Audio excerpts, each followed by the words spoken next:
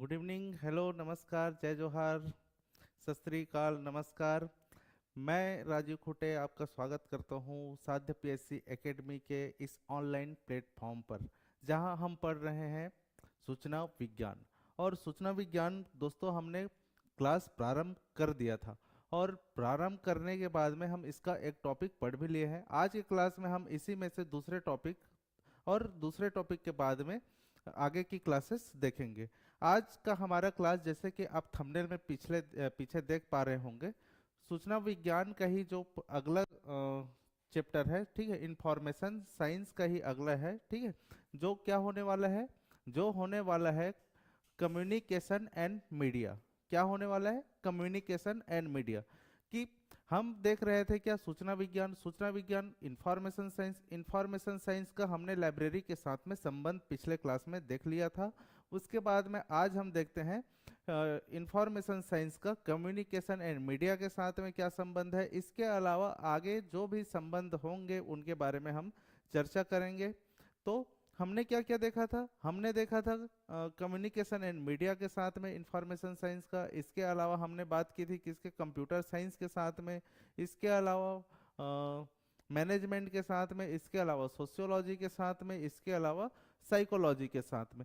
तो इन सब का हम क्या देखेंगे, क्रम से एक एक करके कैसा इसका इंफॉर्मेशन साइंस का क्या इनके साथ में रिलेशनशिप है, कैसे रिलेशनशिप होता है, इन सब चीज़ों के बारे में चर्चा करने वाले हैं।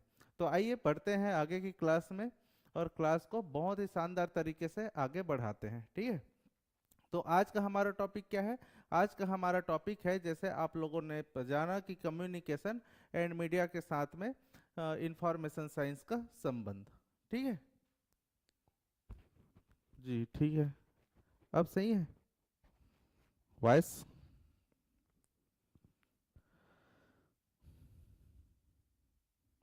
हेलो, चेक करिएगा, बताइएगा रवि जी। ठीक है,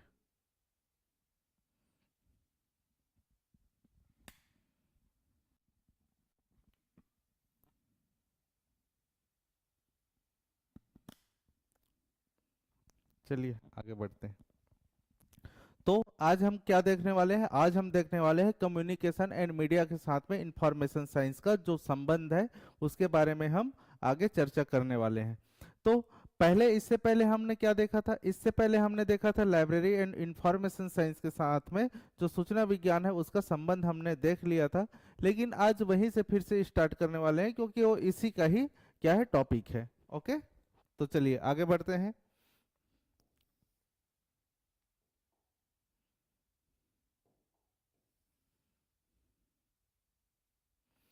तो हम क्या देख रहे थे? Relations with other subject. तो रिलेशंस विथ अदर सब्जेक्ट में हमने क्या देखा था? रिलेशंस विथ अदर सब्जेक्ट में हमने देखा था कि इंफॉर्मेशन साइंस का अदर सब्जेक्ट के साथ में रिलेशंस क्या होता है। तो अदर सब्जेक्ट के साथ में कौन कौन से सब्जेक्ट के बारे में हमने बात की थी? तो हमने बात की थी किसके बारे में? Communication and media. किसके बारे में बात किया था? कम्युनिकेशन और मीडिया के बारे में। देन कंप्यूटर साइंस के बारे में। देन मैनेजमेंट के बारे में, सोशियोलॉजी के साथ में और साइकोलॉजी के साथ में हमने इसकी बात की थी। अब लाइब्रेरी एंड इंफॉर्मेशन साइंस, पुस्तकालय एवं सूचना विज्ञान के संबंध के बारे में भी हमने देखा था। यहाँ तक हमने क्या कर लिया था? देख लिया था। देन इसके बाद में इसके आगे की क्लासेस जो है वो बचा हुआ था। तो आज हमें देखना क्या था? आज हमें देखना था कम्युनिकेशन एंड मीडिया, संचार और मीडिया के साथ में इसका क्या संबंध है। तो यहाँ से हम क्लास को आज का शुभारंभ करते हैं। तो शुभारंभ करने से पहले, जैसे कि हमारे समाज में कोई भी काम करने, शुभ काम करने से पहले क्या होता है? एक प्रार्थना होता है। तो वैसे ही आज ईश्वर का नाम लेकर आज की क्लास को क्या करते हैं? स्टार्ट करते हैं। बहुत शानदार क्लास होने वाला है। और यदि आप पूरे भारत में कहीं से भी यह वीडियो देख रहे हैं, पूरे भारत के कोई भी क्षेत्र से देख रहे हैं आप, ईएमआरएस, एनवीएस, केवीएस या किसी भी यूजीसी नेट सेट किसी भी एग्जामिनेशंस की आप तैयारी कर रहे हैं, तो आप इस वीडियो को देखिए। इसको पसंद आए तो लाइक कीजिए, सब्सक्राइब कीजिए, शेयर कीजिए, उन लोगों तक पहुंचाइए जिन लोगों को इस सब्जेक्ट में डाटा की जरूरत है, इस सब्जेक्ट में वीडियो की जरूरत है, इस सब्जेक्ट में लेक्चर्स की जरूरत है। ऐसे लोगों तक, यह उन लोगों तक पहुंचाइए जिन लोग अभी तक क्या है, पैसे की कमी से या किसी भी प्रकार की कमी से आज तक ये वीडियो नहीं देख पाए हैं। लाइब्रेरी साइंस में भले से बी लिब, एम लिब, डी लिट कोई भी किया है, लेकिन अभी तक क्या है, उनको प्रॉपर एक गाइडेंस नहीं मिल पाया है, सही रणनीति नहीं बना पाए हैं, तैयारी कैसे की जाए, आगे की तैयारी क्या की जाए, किस तरह से इस सब्जेक्ट को लेकर चला जाए।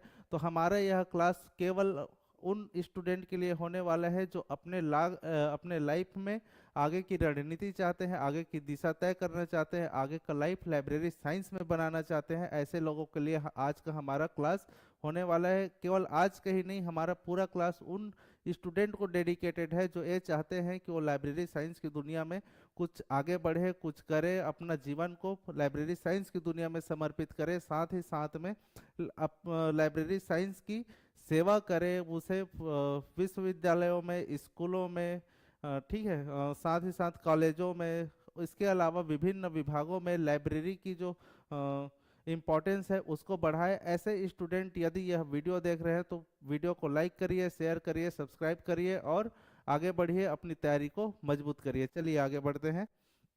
तो आज की क्लास में हम देख रहे हैं कम्युनिकेशन एंड मीडिया, संचार और मीडिया। मीडिया का मुख्य कार्य क्या होता है? जैसे आप लोग जान रहे होंगे मीडिया का मुख्य कार्य क्या हो जाता है। तो मीडिया का मुख्य कार्य हो जाता है क्या? सूचनाओं को प्रसारित करना, सूचना को एक जगह से दूसरे जगह पहुंचाना, ये क्या हो जाता है? मीडिया का कार्य हो जाता है। इसके अलावा मीडिया क्या करती है? मीडिया सूचनाओं को संग्रहित करके रखती है, ठीक है, सूचनाओं का पुनरुत्पादित करती है। इसके अलावा क्या करता है? सूचनाओं का प्रसारण करता है। इसलिए मीडिया और सूचना एक दूसरे पर क्या हो जाता है? एक दूसरे के पूरक हो जाते हैं, एक दूसरे पर इतने निर्भर होते हैं कि इन्हें सूचना और मीडिया और सूचना को एक दूसरे से अलग कर पाना मुश्किल हो जाता है ना। आप कोई भी समाचार पत्र, दैनिक भास्कर, नवभारत, कुछ भी समाचार पत्र, कुछ भी न्यूज़ चैनल, कोई भी चैनल हो, कुछ भी देख लीजिए, सब जगह क्या है? सूचना विज्ञान की महत्ता है, सूचना विज्ञान क्या है? इम्पोर्टेंस रखता है।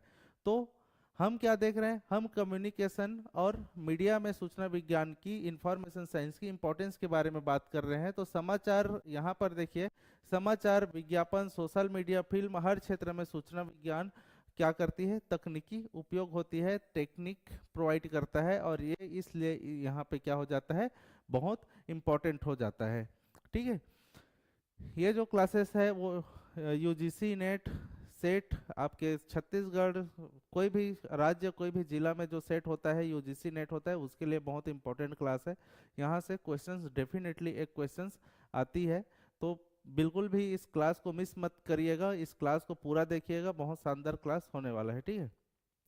अब इसके बाद बात करते हैं कंप्यूटर साइंस, कंप्यूटर विज्ञान के साथ में इसकी संबंध के बारे में बात करते हैं। तो कंप्यूटर साइंस के साथ में इसका क्या संबंध है? कंप्यूटर साइंस के साथ सूचना विज्ञान का संबंध ऐसा है कि चोली दामन का साथ है, बोलते हैं ना, वैसे ही चोली और दामन का साथ है। बिना कंप्यूटर साइंस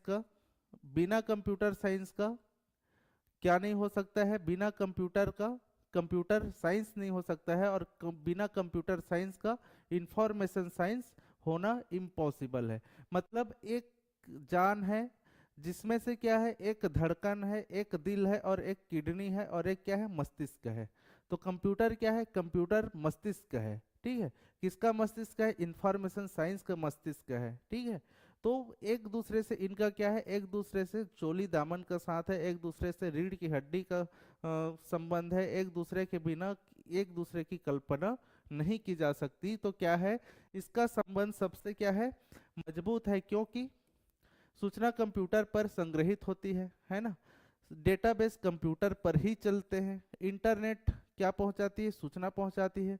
सर्च इंजन क्या है? सर्च इंजन सूचना को खोजते हैं, और सूचना को कहाँ से खोजते हैं? तो मेटा डाटा से खोजते हैं, मेटा डाटा से खोजते हैं, है ना। मेटा डाटा क्या होता है? मेटा डाटा कहाँ होता है? मेटा डाटा क्लाउड में संग्रहित होता है, जो कि एक तरह से किससे चलती है?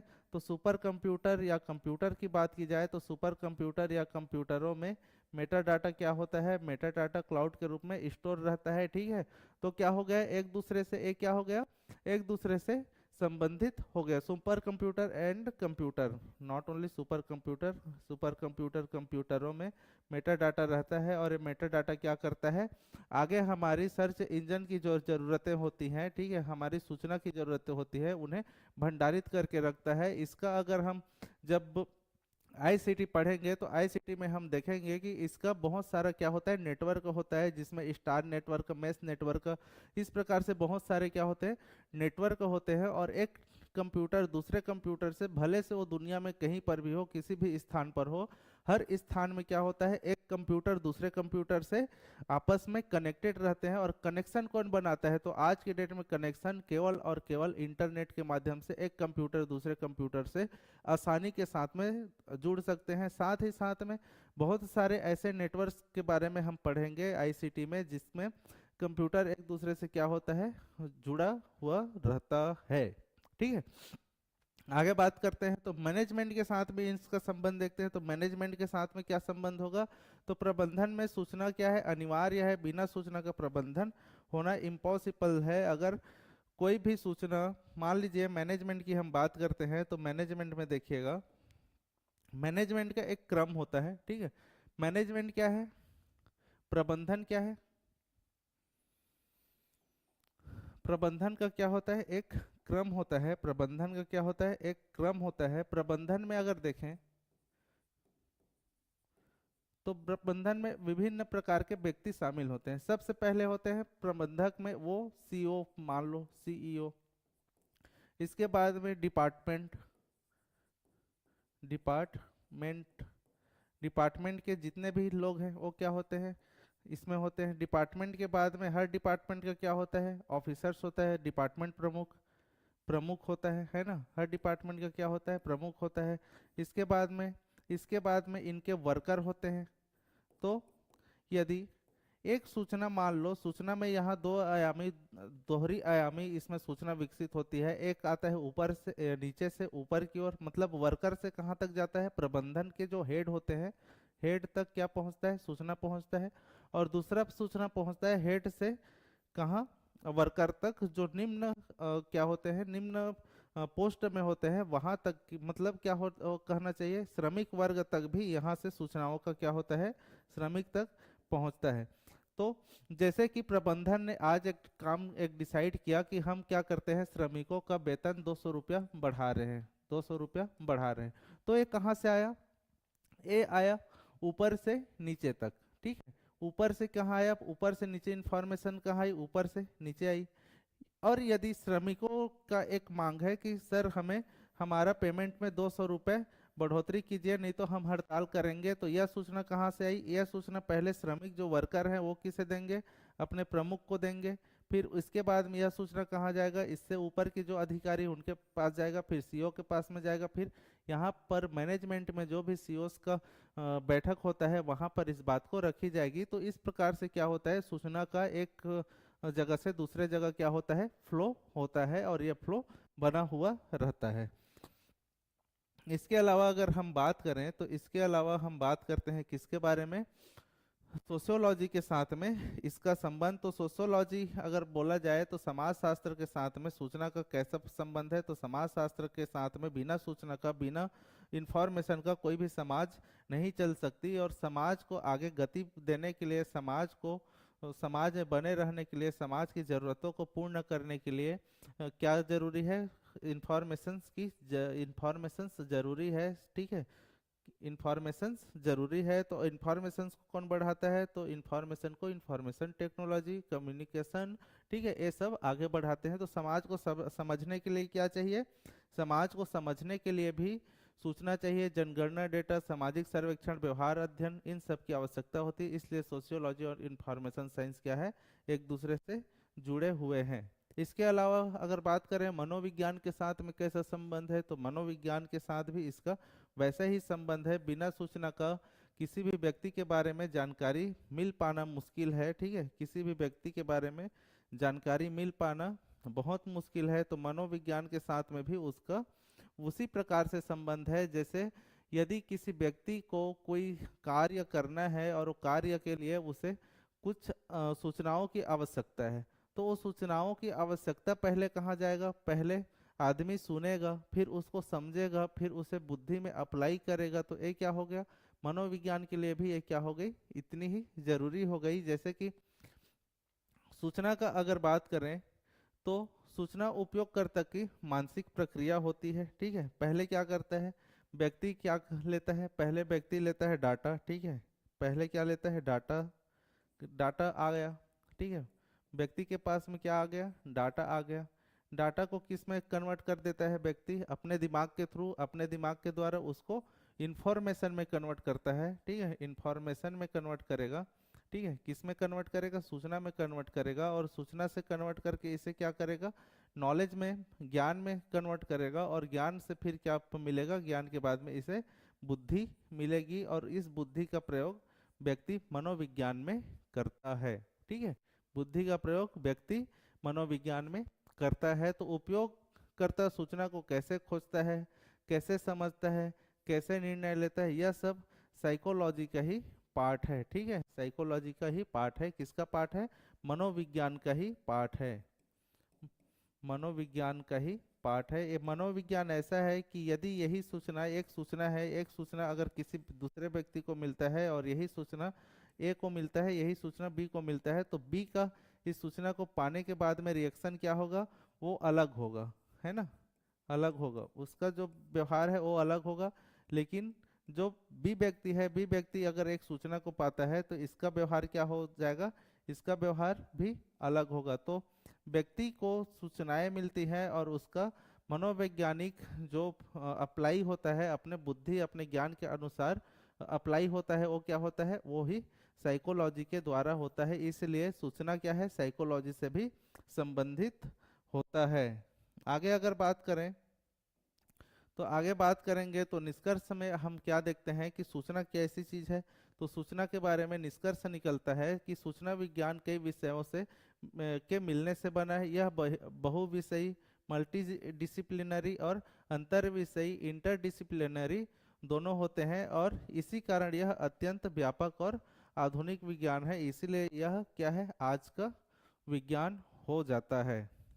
इसके अलावा अब आगे देखते हैं, हम इंफॉर्मेशन सोसाइटी के बारे में बात करते हैं। यहाँ तक हमने पिछले क्लास में भी कहीं ना कहीं किसी न किसी तरह से संबंध के बारे में बात कर ली थी, है ना। उसी क्लास को हमने क्या किया है, आज कंटिन्यू किया है, और इसे और विस्तार के रूप में हमने आज देखा है। इसके अलावा हम बात करते हैं आगे की क्लासेस में, तो हम देखते हैं क्या, हम देखते हैं इंफॉर्मेशन सूचना इंडस्ट्री सोसाइटी, इंफॉर्मेशन सोसाइटी, सूचना समाज। तो क्या होता है सूचना समाज, बताइएगा सूचना समाज क्या होता है, कमेंट में क्या समझते हैं सूचना समाज से।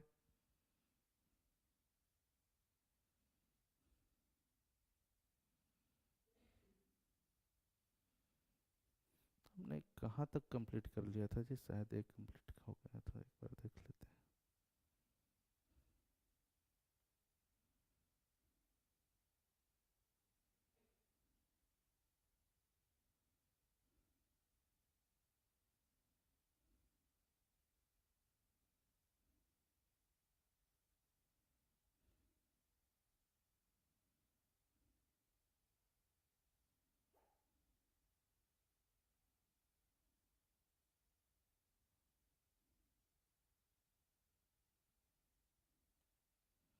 चलिए यहाँ तक कंप्लीट हो गया था, आगे देखते हैं। आगे हम लोग देखते हैं नॉलेज सोसाइटी से, ठीक है। सूचना समाज, इंफॉर्मेशन सोसाइटी हमने देख लिया था, हमें देखना था नॉलेज सोसाइटी, ठीक है। यहाँ तक हमने कंप्लीट कर लिया है, तो नॉलेज सोसाइटी देखते हैं।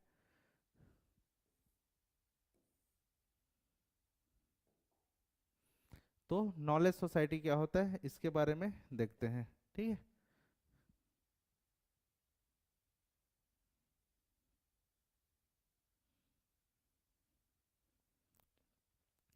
तो नॉलेज सोसाइटी से क्या समझते हैं आप लोग, बताएंगे नॉलेज सोसाइटी से क्या समझते हैं, कि ज्ञान समाज क्या होता है। तो ज्ञान समाज का साधारण सा एक परिभाषा है, एक सिंपल सा और लेकिन बहुत शानदार परिभाषा है। परिभाषा एक बार देख लेते हैं। तो परिभाषा क्या हो जाएगा, ज्ञान समाज विज्ञान और प्रौद्योगिकी की प्रगति का परिणाम है ना। ऐसा समाज जिसमें ज्ञान का निर्माण, प्रसार और उपयोग, संरक्षण, संचार, ठीक है, और समाज की सभी गति विधियों का मुख्य आधार बन जाता है। क्या क्या होता है? ज्ञान समाज विज्ञान और प्रौद्योगिकी प्रगति का क्या है? प्रमाण है। ठीक है, जैसे जैसे टेक्नोलॉजी बढ़ रही है वैसे वैसे मनुष्यों का क्या है? ज्ञान बढ़ रहा है। ठीक है, ऐसे समाज जिसमें क्या होता है? ज्ञान का निर्माण होता है और ज्ञान का उपयोग होता है, उसका प्रसारण होता है, व्यक्ति से एक व्यक्ति में ज्ञान फैलता है। ठीक है, और समाज की गतिविधि, समाज जो आगे बढ़ रही है, जो भी गतिविधि समाज में हो रही है, उसका क्या हो जाता है? मुख्य आधार हो जाता है। एक व्यक्ति के आगे बढ़ने से लेकर के, एक व्यक्ति के धरती से लेकर के चांद में जाने तक की जो प्रक्रिया हो जाती है, वहां पर इंफॉर्मेशन सोसाइटी का, सूचना समाज का बहुत ही ज्यादा क्या हो जाता है? महत्व हो जाता है। ज्ञान समाज का क्या हो जाता है? बहुत ही महत्व हो जाता है। मतलब ज्ञान समाज का मतलब ऐसे समाज जिस समाज में क्या हो? ज्ञान हो, प्रत्येक व्यक्ति क्या हो? प्रत्येक व्यक्ति अपनी बुद्धि का बहुत अच्छे स्तर तक प्रयोग करता हो, ऐसे समाज को क्या कहा जा सकता है? ऐसे समाज को ज्ञान समाज कहा जा सकता है, जहाँ हर व्यक्ति क्या हो? हर व्यक्ति शिक्षित हो, जहाँ हर व्यक्ति में किसी भी चीज को समझने की क्या हो? प्रवृत्ति हो, किसी भी वैज्ञानिक तरीकों को समझने की प्रवृत्ति हो। ऐसा समाज क्या हो जाएगा? ऐसा समाज ज्ञान समाज हो जाएगा, जहाँ पर ज्ञान का क्या हो? निर्माण हो, ज्ञान की पुनरावृत्ति हो, ज्ञान का क्या हो? उपयोग हो, ज्ञान का क्या हो? संग्रहण हो। ये सब क्या हो जाएगा? ज्ञान समाज की मुख्य विशेषता हो गई। और यही समाज जो है वो क्या कहलाती है? यही समाज ज्ञान समाज कहलाती है। जैसे कि एक चीज है, आज हमारे समाज में क्या है? आज हमारे समाज में क्या क्या चीजें हैं? आज हमारे समाज में इंटरनेट है ना? तो संचार माध्यम है, डिजिटल नेटवर्क है, फेसबुक है। ठीक है, बहुत सारी चीजें हैं। तो इनकी सहायता से लाखों करोड़ों लोगों तक क्या हो रहा है? इंफॉर्मेशन, लोगों तक इंफॉर्मेशन पहुंच रहा है। इसके परिणाम स्वरूप ज्ञान की मात्रा और स्वरूप में क्या हो रहा है? निरंतर बदलाव हो रहा है। जैसे कि आज से जो 10 साल पहले तक जो ज्ञान का जो क्या था? रूप था, आज उसका रूप क्या है? अलग हो गया है। ज्ञान उस रूप में ज्ञान की रूप क्या हो गई है? प्रवृत्ति चेंज हो गई है, ज्ञान अलग हो गया है। तो क्या हो गया? ज्ञान का स्वरूप निरंतर क्या हो रहा है? ज्ञान का स्वरूप निरंतर बदल रहा है। ज्ञान समाज में निरंतर कंटिन्यूइंग एजुकेशन वाले लोगों की आवश्यकता होती है, क्योंकि समाज लगातार बदल रहे और नई नई सूचनाएं प्रतिदिन जुड़ रही है। ठीक है, इसके अलावा अगर इसकी और परिभाषा की बात की जाए तो इसकी विस्तृत परिभाषा देखते हैं। तो विस्तृत परिभाषा में क्या कहा गया है? विस्तृत परिभाषा में कहा गया है, ज्ञान समाज को औद्योगिक समाज का क्या कहा जाता है? औद्योगिक समाज का उत्तराधिकारी माना जाता है। ठीक है, औद्योगिक समाज का ही ये क्या है? उत्तराधिकारी है। जैसे कि क्या हुआ, 1800 में जो ब्रिटिश उपनिवेश थे, ब्रिटिश थे, उन्होंने क्या किया? उन्होंने उद्योग की स्टार्ट की। तो उस समय का जो समाज था वो पूरी तरह से क्या था? उद्योग में लगा हुआ था। पूरी तरह से उद्योग में क्या है? लगा हुआ था। लेकिन उसके बाद में धीरे धीरे क्या हो गया? उद्योग समाज का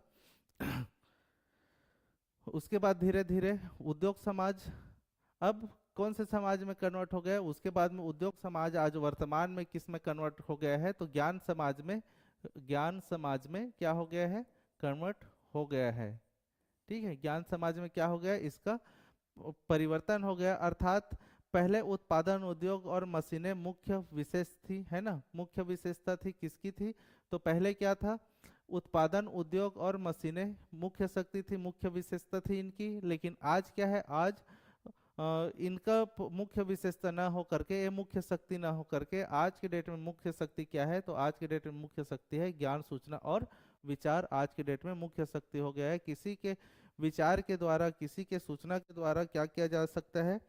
दुनिया को बदला जा सकता है। हर चीज क्या हो सकता है? बदल सकता है। तो आज के डेट में क्या हो गया? आज के डेट में अगर बात की जाए तो उत्पादन उद्योग और मशीनें मुख्य शक्ति न रह करके ज्ञान, सूचना और विचार क्या हो गया है? आज के डेट में मुख्य शक्ति हो गया है। ठीक है, तो नॉलेज सोसाइटी केवल इंटरनेट का समाज नहीं है। आज की डेट में अगर बात करें तो नॉलेज सोसाइटी केवल इंटरनेट का एक माध्यम नहीं रह गया है, बल्कि यह ऐसा संस्थागत ढांचा, फ्रेमवर्क का ऐसा संस्थान बन गया है, ऐसा ढांचा बन गया है, जहां ज्ञान एक आवश्यक संसाधन के रूप में, इसेंशियल रिसोर्स के रूप में काम आने लगा है, एक इसेंशियल रिसोर्स बन गया है। ठीक है, इस समाज की विशेषता यह है कि क्या हो सकती है इस समाज की विशेषता?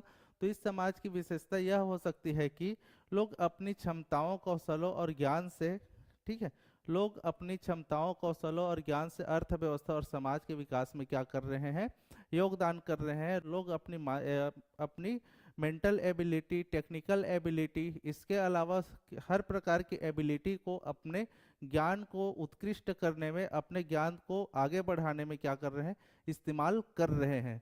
तो ये क्या हो गया? एक ज्ञान समाज की प्रमुख बातें हो गई। इसके अलावा हम बात करें तो ज्ञान समाज का एक प्रमुख परिणाम क्या है? एक प्रमुख परिणाम परिणाम होता है, मुख्य परिणाम होता है इसका डिजिटल पीढ़ी।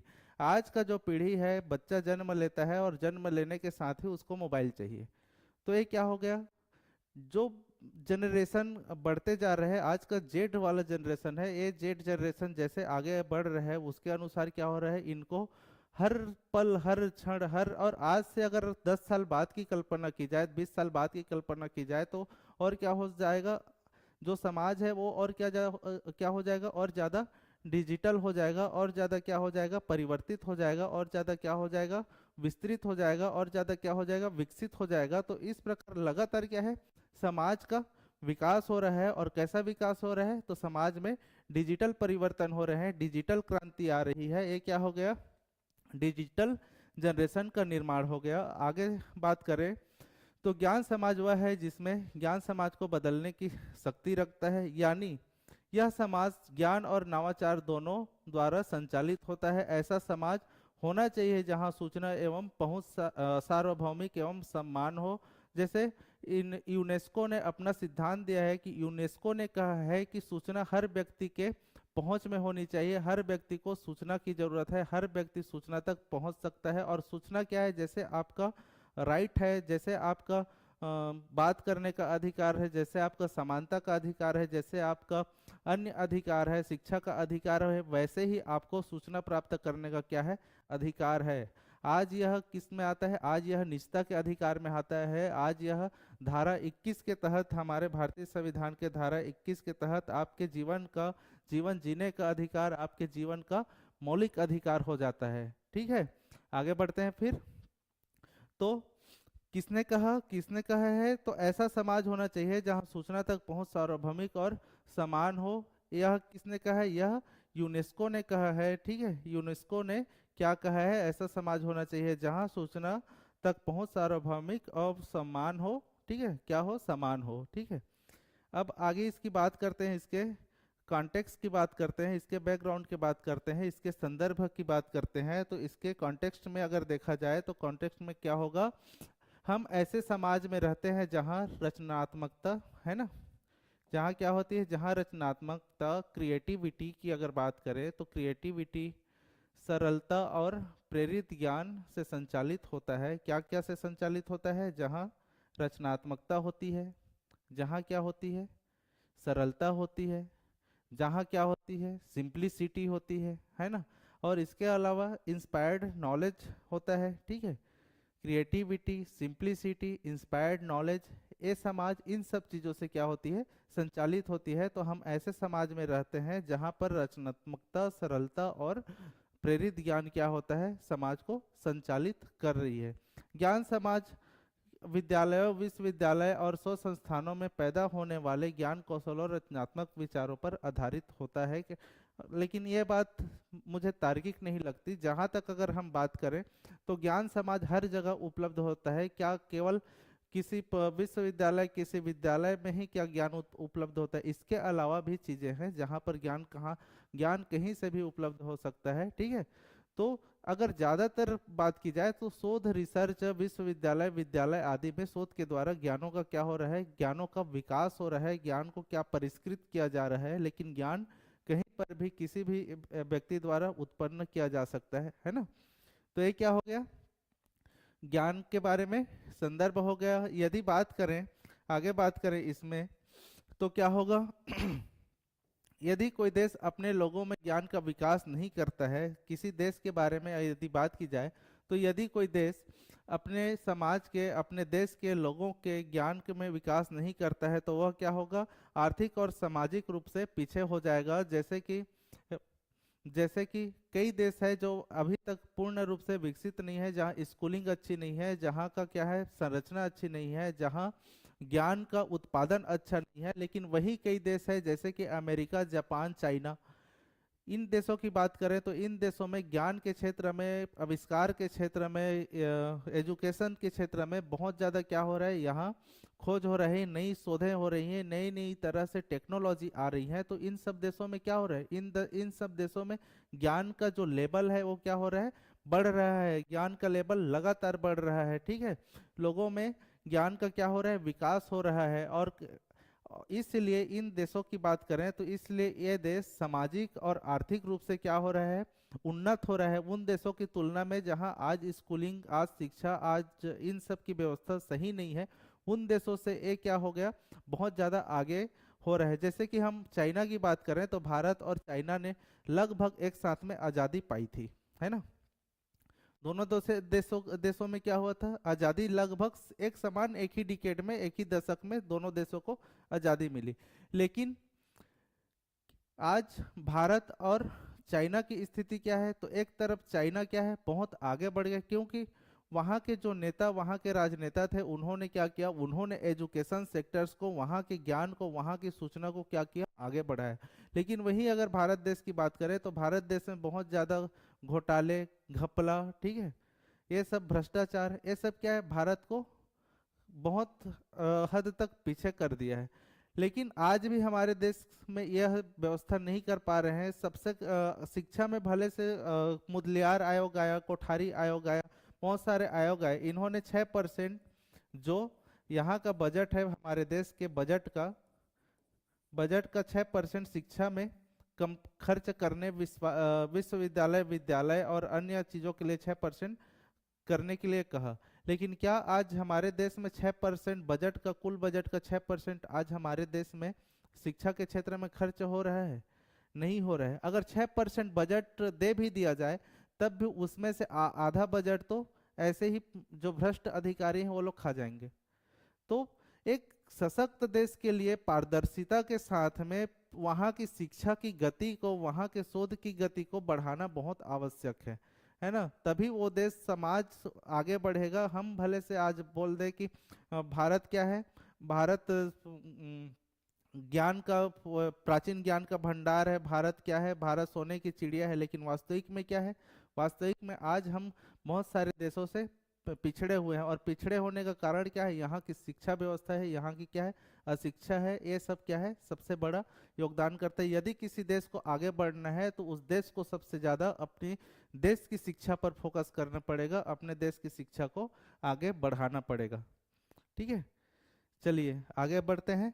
तो आगे बात की जाए तो आगे क्या है, ज्ञान समाज में जो व्यक्ति ज्ञान उत्पन्न करेगा वही समाज में क्या होगा, समाज में नेतृत्व और नवाचार का आधार बनेगा, ठीक है।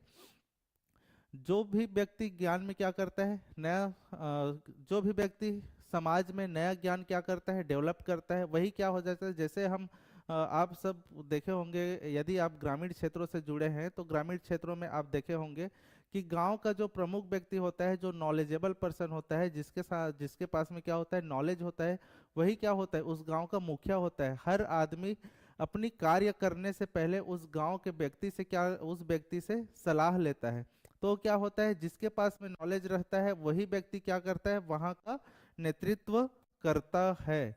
तो जिसके पास में नॉलेज होगा वही क्या करेगा, समाज का नया भावी नेतृत्व करता बनेगा। नेतृत्व भले से आज नहीं हो रहा हो, आज भी अनपढ़ नेता भले से हो, लेकिन एक समय आएगा जरूर जहां पर हर नेता पढ़ा लिखा होगा, हर नेता भारत की विकास के बारे में सोचेगा। और उस दिन अगर ऐसा हो गया कि हर नेता पढ़ा लिखा है, हर नेता मतलब सक्षम है, हर नेता क्या है, हर नेता का जो कैरेक्टर है वो अच्छा है, तो ऐसे दिन, ऐसे नेता अगर हमने चुन लिया तो डेफिनेटली भारत को ज्ञान की राजधानी बनने से कोई नहीं रोक सकता, ठीक है। क्योंकि भारत के लोगों में डेफिनेटली पोटेंशियल बहुत ज़्यादा है, बस ज़रूरत है तो सरकार को सही राह और सही कदम उठाने की।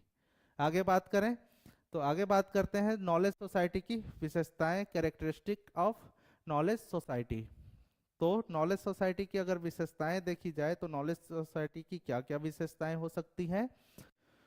तो नॉलेज सोसाइटी की विशेषताएं हो सकती है, ज्ञान समाज का मुख्य संसाधन ज्ञान और सूचना होता है ना। क्या होता है ज्ञान समाज का मुख्य संसाधन, क्या होगा मेन सोर्स, क्या होगा मेन रिसोर्स, क्या होगा तो मेन रिसोर्स होगा ज्ञान एंड सूचना। बिना ज्ञान का कोई भी संसाधन, ज्ञान समाज में कोई भी संसाधन विकसित नहीं हो सकती। अगर ज्ञान को विकसित करना है, समाज को विकसित करना है, तो समाज को दो चीजों की जरूरत है। पहला चीज है क्या, पहला चीज है ज्ञान, और दूसरा चीज है क्या, दूसरा की चीज है सूचना। तो ज्ञान समाज का मुख्य संसाधन क्या हो जाता है, ज्ञान और सूचना हो जाता है। दोनों के बिना कोई भी समाज ज्ञान समाज नहीं बन सकता।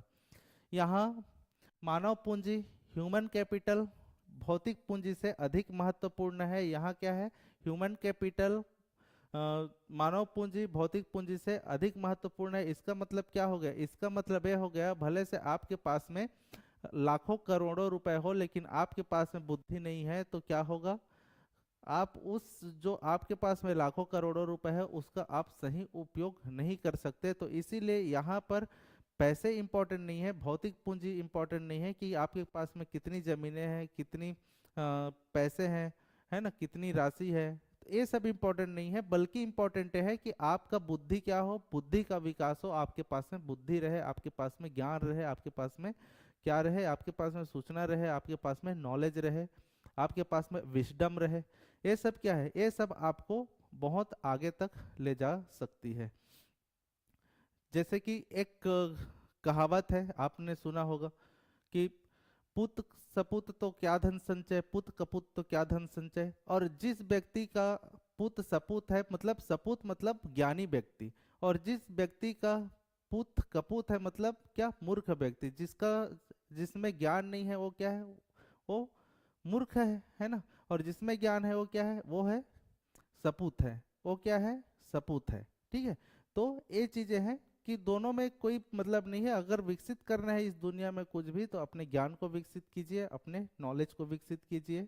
ठीक है, सूचना और ज्ञान का उत्पादन उपयोग और साझा करना तेजी से होता है। सूचना और ज्ञान का क्या है, उत्पादन और साझा करना क्या होता है, तेजी से होता है। शिक्षा अनुसंधान और नवाचार समाज में केंद्र होते हैं। डिजिटल तकनीक, आईटी, आईसीटी, एआई, इंटरनेट ज्ञान के प्रवाह को तेज करती है। ठीक है, इसमें सीखना केवल छात्रों का काम नहीं, सभी नागरिकों की निरंतर आवश्यकता होती है। हर दिन हर क्षेत्र के हर नागरिक, चाहे ग्रामीण हो, चाहे कोई भी हो, चाहे शिक्षित हो या अशिक्षित हो, नॉलेज सोसाइटी में, ज्ञान समाज में हर व्यक्ति हर दिन क्या होता है, सीखने की क्षमता होती है, हर दिन व्यक्ति सीखता है। ठीक है, यहाँ रोजगार और कौशल, यहाँ रोजगार क्या होता है, यहाँ रोजगार होता है स्किल बेस्ड रोजगार होता है। लोगों के पास में कौशल की आवश्यकता है। जैसे आज हमारा समाज बन रहा है, आज के डेट में एक पढ़े लिखे एक सरकारी नौकरी से ज़्यादा जरूरी यह बात हो गई है कि आपके पास में एक स्किल हो, आपको दुनिया में कुछ ना कुछ कार्य आता हो, और ऐसा कार्य आता हो कि वह कार्य आपसे बेहतर कोई ना कर सके। तो यदि ये टैलेंट आप में है, आपके अंदर ये स्किल है कि आप बेहतर से बेहतरीन आपके पास में कार्य करने की क्षमता है, चाहे वो कार्य कुछ भी हो। ये डिपेंड नहीं करता कि आपको किस बात की जानकारी है, आपके पास में किस प्रकार के नॉलेज है, आपके पास में किस प्रकार का स्किल है, ये डिपेंड नहीं करता है। डिपेंड ये करता है कि आपके पास में एक स्किल हो, चाहे वो कोई भी स्किल हो। आप डेफिनेटली आपके समाज में, आपके आस पड़ोस में जो इंसान है, उनसे क्या हो जाएंगे, आप 10 कदम आगे हो जाएंगे, उनसे आप काफ़ी ज़्यादा आगे हो जाएंगे, और आपका इज्जत समाज में उनसे बेहतर होगा जिसके पास में कोई स्किल नहीं है। भले से आपको पंचर बनाना आता हो, भले से आपको टायर बदलना आता हो, भले से आपको गाड़ी बनाना आता हो, भले से आपको साइकिल बनाना आता हो, भले से आपको कुछ भी आता हो, लेकिन आपके पास में एक स्किल बेस्ड काम होना चाहिए। तब आप क्या हो सकते हो, तब आप बहुत ज़्यादा आगे बढ़ सकते हो। साथ ही साथ आपके पास में यदि तर्क है, क्षमता है, योग्यता है, गुण है, भाव है, पेशेंस है ना, तो आप क्या कर सकते हैं, आप एक दिन डेफिनेटली आपने जो लक्ष्य ठाना है, उस लक्ष्य में आप आगे बढ़ सकते हैं। आप अपने लक्ष्य को क्या कर सकते हैं, प्राप्त कर सकते हैं। और लाइब्रेरियन भी क्या है, लाइब्रेरियन बनना भी एक क्या है, लाइब्रेरियन बनना भी एक स्किल है आपके पास में। स्किल होनी चाहिए। और स्किल कैसे आती है? स्किल धीरे धीरे प्रयास करने से, धीरे धीरे सीखने से, धीरे धीरे पढ़ने से आती है। तो आपको क्या करना है, आपको धीरे धीरे जो भी क्लासेस हो रही है उसको देखना है, लोगों तक फैलाना है, लाइक करना है, सब्सक्राइब करना है, खुद भी सीखिएगा और लोगों को भी सिखाना है, लोगों को प्रेरित करना है कि हमारे समाज के साथ में, लाइब्रेरियन समाज के साथ में लोग जुड़े, लोग जाने। ठीक है, तो इस ज्ञान को भी हमें क्या करना है, आगे बढ़ाना है। इसके अलावा अगर बात करें तो वैश्विक प्रतिस्पर्धा ज्ञान पर आधारित होती है। आज ज्ञान में आज जैसे अमेरिका क्या किया, अमेरिका ने भारत पर 300%, 200% टैरिफ लगा रहा है, तो वो किसके आधार पर लगा रहा है? क्योंकि उसके पास में क्या है, क्षमता है। ठीक है, वो जान रहा है कि मैं दबाव बनाऊंगा तो दबाव बन जाएगा, तो वो क्या कर रहा है, वो प्रेशर क्रिएट कर रहा है। तो यहाँ क्या हो जाएगा, वैश्विक प्रतिस्पर्धा आ गई, ग्लोबल कंपटीशन आ गया। और ग्लोबल कंपटीशन किस पर आधारित है? ज्ञान पर आधारित है। क्योंकि वहाँ पर अगर इंडस्ट्रियलाइजेशन की बात की जाए या वहाँ पर जैसे रक्षा क्षेत्र में, किसी भी क्षेत्र में अगर बात की जाए तो भारत से कहीं बेहतर स्थिति में वो है। और आज भी हम कई देशों के साथ में डिपेंडेंट है। क्यों डिपेंडेंट है? क्योंकि हमारे पास में उस प्रकार की स्किल आज भी नहीं, भले भले ही हमारे पास में स्किल है, लेकिन ये स्किल का हमारे देश में कोई सम्मान नहीं है। इसीलिए यहाँ का जो स्किल होता है, जैसे कि जितने भी बड़ी कंपनियां आप देख लो, जिसमें से गूगल ले लो, याहू ले लो, है ना, इसके अलावा माइक्रोसॉफ्ट ले लो, तो सबके जो सीईओ होंगे वो सब सीईओ क्या होंगे, वो सब सीईओ भारतीय होंगे। भारत में स्किल की कमी नहीं है, लेकिन यहाँ स्किल वालों की पहचान की कमी है। लोग स्किल वालों को उतना इज्जत नहीं देते, उतना पैसा नहीं देते, उतना रुतबा नहीं देते। तो इसीलिए यहाँ का जो टैलेंट है वो क्या होता है, यहाँ का टैलेंट किसी दूसरे देश में शिफ्ट हो रहा है। और शिफ्ट होने का घाटा हमारे देश को खुद हो रहा है। इसका सबसे बड़ा उदाहरण है ट्रंप द्वारा बार बार इस प्रकार की धमकी देना। ठीक है, आगे बढ़ते हैं। E governance, digital library, online शिक्षा सब ज्ञान समाज के ही परिणाम है ना। ई गवर्नेंस की बात करें तो आज ज़्यादातर जो गवर्नेंस है, आज के जो ज़्यादातर कार्य है, ठीक है, वो गूगल फॉर्म में ऑनलाइन व्यवस्था के अकॉर्डिंग होता है, वेबसाइट के अकॉर्डिंग होता है। तो ये सब चीज़ क्या है, डिजिटल ई गवर्नेंस की बात की जाए, डिजिटल लाइब्रेरी की बात की जाए, ऑनलाइन शिक्षा की बात की जाए, सब क्या है, ज्ञान समाज के ही परिणाम स्वरूप है। इसके अलावा बात की जाए सामाजिक, आर्थिक, सांस्कृतिक विकास ज्ञान आधारित निर्णयों पर ही निर्भर करता है। कोई भी समाज तभी आगे बढ़ेगा, उसका संस्कृति तभी डेवलप होगी जब उस समाज के पास में क्या होगा, नॉलेज होगा। जो पुराने जमाने से चली आ रही पद्धति है, अगर उसी को हम ढर्रे में लेकर ढोएंगे, अपने सिर पर रखकर उसी बात को लेकर चलेंगे, तो हमारा समाज क्या होगा, आगे बढ़ने के बजाय पीछे खिसकेगा। इसीलिए क्या है, एक विकसित समाज एक ज्ञान समाज होता है। और ज्ञान अगर समाज को विकसित करना है तो हर समाज में क्या हो, ज्ञान का उपयोग होना जरूरी है और सही उपयोग होना जरूरी है। जो चीज़ें समाज को पीछे धकेलती है उन चीज़ों को छोड़ना आवश्यक है, और जो चीज़ें समाज को आगे बढ़ाती है उन चीज़ों को अपनाना आवश्यक है। ठीक है, तभी हमारा समाज क्या होगा, आगे बढ़ पाएगा। इसके अलावा बात करें तो नॉलेज सोसाइटी की लाभ देख लेते हैं। ठीक है, ज्ञान समाज का क्या क्या लाभ होता है इसके बारे में चर्चा करते हैं।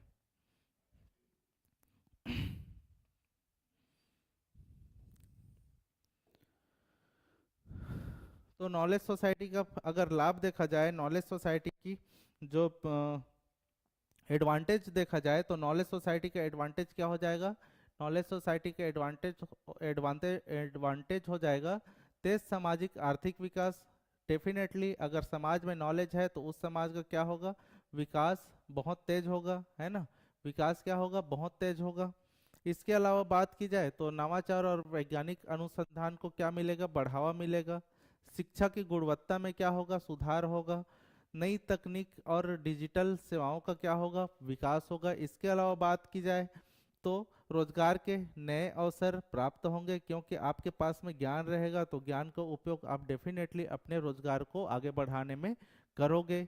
इसके अलावा वैश्विक स्तर पर प्रतिस्पर्धा में क्या होगी, वृद्धि होगी। हमारे पास में यदि नॉलेज रहेगा तो हम अमेरिका रहे, चाइना रहे, ऑस्ट्रेलिया रहे, रसिया रहे, चाहे कोई भी देश रहे, हम उसे क्या कर सकते हैं, पछाड़ सकते हैं, तो किस क्षेत्र में, वैश्विक स्तर पे, कौन से स्तर पे, मेंटल स्तर पे, साथ ही साथ अपने ज्ञान का उपयोग करके औद्योगिक स्तर पर भी, और हर प्रकार के स्तर को हम क्या कर सकते हैं, अचीव कर सकते हैं। हम अन्य देशों के साथ में समान प्रतिस्पर्धा में समान कैपेबिलिटी के साथ में खड़े हो सकते हैं। इसके अलावा अगर बात की जाए तो सभी नागरिकों तक सूचना और ज्ञान की पहुंच क्या होती है, आसान हो सकती है। अगर सूचना समाज है तो सूचना समाज में व्यक्तियों तक, जैसे आज के डेट में हम क्या कर रहे हैं, आज के डेट में हम याहू का व्हाट्सएप का प्रयोग कर रहे हैं, ठीक है।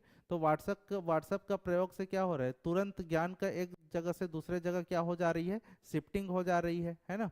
नॉलेज, आपके दिमाग में एक थॉट आया, आपने किसी दूसरे से तुरंत थॉट को अपना क्या कर सकते हो, शेयर कर सकते हो।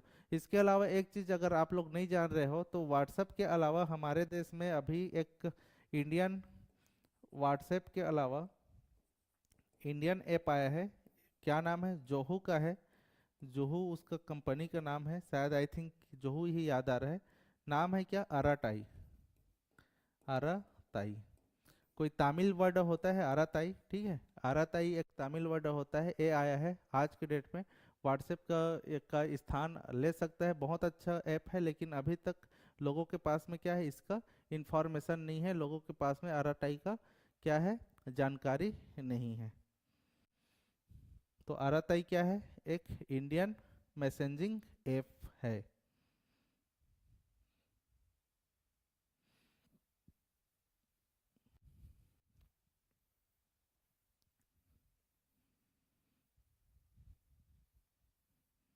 चलिए आगे बढ़ते हैं। यूनेस्को के अनुसार नॉलेज सोसाइटी क्या है, इसके बारे में एक बार बात करते हैं कि यूनेस्को ने नॉलेज सोसाइटी को क्या कहा है। तो यूनेस्को ने नॉलेज सोसाइटी को कहा है, यूनेस्को के अनुसार, यूनेस्को का मत है कि ज्ञान समाज ऐसा समाज होना चाहिए जहाँ क्या क्या चीजें हों। पहला, सूचना तक समता मूलक पहुंच हो, मतलब everyone have knowledge, everyone have knowledge,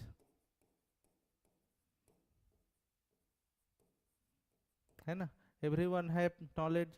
digital विभाजन, है ना हो, डिजिटल डिवाइड ना हो, सूचना का क्या ना हो, डिजिटल विभाजन ना हो। मतलब इसका मतलब क्या है कि डिजिटल रूप में सूचना, मतलब एक व्यक्ति को अगर कोई भी इंफॉर्मेशन मिल रहा है तो वो इंफॉर्मेशन पूरी तरह से मिलनी चाहिए, ठीक है ना हो, केवल तकनीक आधारित ना हो, बल्कि इंफॉर्मेशन क्या हो, केवल पहले, पहला क्या है, सूचना तक समता मूलक पहुंच हो, हर व्यक्ति को सूचना मिले।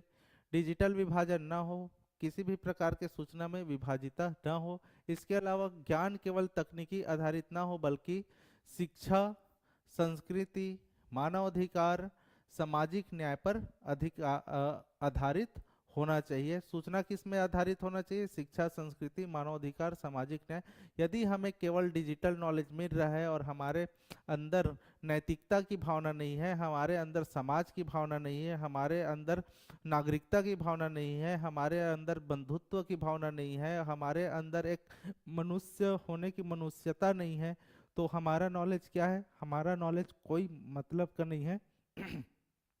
आपके पास में केवल और केवल डिजिटल नॉलेज है, लेकिन आप पूरी समाज से पूरी तरह से कटे हुए हो, समाज के लिए आप कुछ नहीं कर पा रहे हो, तो ऐसा भी जीवन कोई जीवन नहीं है। इसीलिए यूनेस्को ने कहा है, यूनेस्को ने क्या कहा है कि ज्ञान केवल तकनीक आधारित ना हो, बल्कि शिक्षा, संस्कृति, मानवाधिकार और सामाजिक न्याय पर आधारित होना चाहिए। अल्टीमेटली अगर कंक्लूजन की बात करें तो कंक्लूजन में हम देख सकते हैं कि क्या होगा, ज्ञान समाज में जो भी व्यक्ति ज्ञान के किसी भी क्षेत्र में कार्य करता है, उसके सामने सबसे बड़ा चुनौती यह होता है कि वह समाज की नई मांग के अनुरूप अपने आप को ढाले, सूचित रहे, अपडेट रहे, नवाचार करे और नई जानकारी और नए प्रस्ताव उत्पन्न करे, ठीक है। ज्ञान समाज उन लाखों करोड़ों डेटा, सूचना और विचारों से जन्म लेता है जो नेटवर्क और डिजिटल माध्यमों पर लगातार प्रवाहित हो रहा है। और ये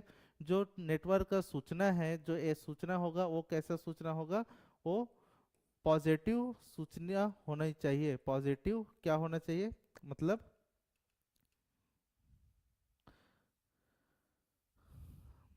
कैसी सूचना होनी चाहिए? तो ये सूचना होनी चाहिए, सकारात्मक सूचना होनी चाहिए। कैसी सूचना होनी चाहिए?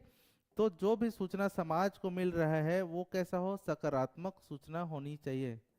सकारात्मक सूचना होना चाहिए। सूचना होना चाहिए। ठीक है। ऐसी सूचना क्या करती है? समाज को गति देती है, आगे बढ़ाती है, समाज को आ- आगे बढ़ने में मदद करती है। ठीक है।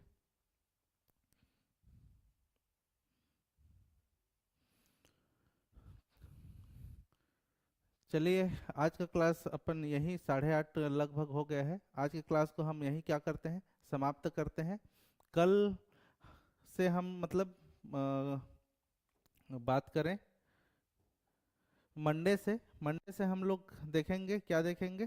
मंडे से इसी का अगला पार्ट देखेंगे। मंडे से, है ना, मंडे से इसका अगला पार्ट देखेंगे। अगला पार्ट क्या होगा? अगला पार्ट होगा information industry. Information information industry. ठीक है। ये क्या होता है? सूचना उद्योग, सूचना का उत्पादन, उत्पादन या उद्योग। तो इसके बारे में हम देखेंगे नेक्स्ट क्लास में। ठीक है। ठीक है जी। चलिए, और यदि आप वीडियो को ऐप में देख रहे हैं तो वीडियो को अपने दोस्तों को बताइए, जो भी लाइब्रेरी साइंस की अभी तक तैयारी किए हुए हैं, है ना। जो भी लाइब्रेरी साइंस का अभी तक तैयारी किए हुए हैं उनके पास में वीडियो को शेयर कीजिए, सब्सक्राइब कीजिए। उनको बोलिए कि छत्तीसगढ़ में बहुत शानदार क्लासेस स्टार्ट हो गई है। और आप लोग यदि लाइब्रेरी साइंस के हैं तो आप लोग को डेफिनेटली पता होगा, छत्तीसगढ़ में लाइब्रेरी साइंस का यह पहला संस्थान है जहां लाइब्रेरी साइंस की क्लासेस चल रही है। और इसका बेनिफिट आपको जब छत्तीसगढ़ में एग्जामिनेशंस आएगा, छत्तीसगढ़ में वैकेंसी आएगी लाइब्रेरी साइंस की, तो आपको देखने को मिलेगा। क्योंकि हमारे संस्थान द्वारा not only library science but इसके अलावा आपको बाकी सब्जेक्ट का भी क्या दिया जाएगा, इसी प्राइस में, इसी लेवल में आपको पूरा क्या दिया जाएगा, पूरा ज्ञान दिया जाएगा। तो आपको डेफिनेटली, यदि आप यह चैनल सब्सक्राइब करके रखते हैं और आप लाइब्रेरी साइंस के स्टूडेंट हैं, तो आपको डेफिनेटली फ्यूचर में फ़ायदा होने वाला है। क्योंकि आप सब जान रहे हो छत्तीसगढ़ में 56 पोस्ट जो उच्च शिक्षा विभाग में है वो डेफिनेटली आएगा। ठीक है। और इसके अलावा अगले बार क्या होने वाला है, अभी सेट की एग्जामिनेशंस फिर से होने वाली है। इसके अलावा यूजीसी नेट का भी रिसेंट में क्या होने वाला है, एग्जामिनेशंस होने वाला है। तो इन सब के लिए आपको डेफिनेटली फायदा होगा। और इतना डीप में बहुत शानदार तरीके से आपको पढ़ाया जा रहा है, साथ ही साथ आपको नोट्स भी प्रोवाइड की जा रही है। तो आपको डेफिनेटली क्या होगा, फायदा होगा। चलिए, आज का क्लास इतना ही। मिलते हैं मंडे को। ठीक है, तब तक के लिए धन्यवाद, नमस्कार, जय हिंद, जय भारत। ठीक है। तो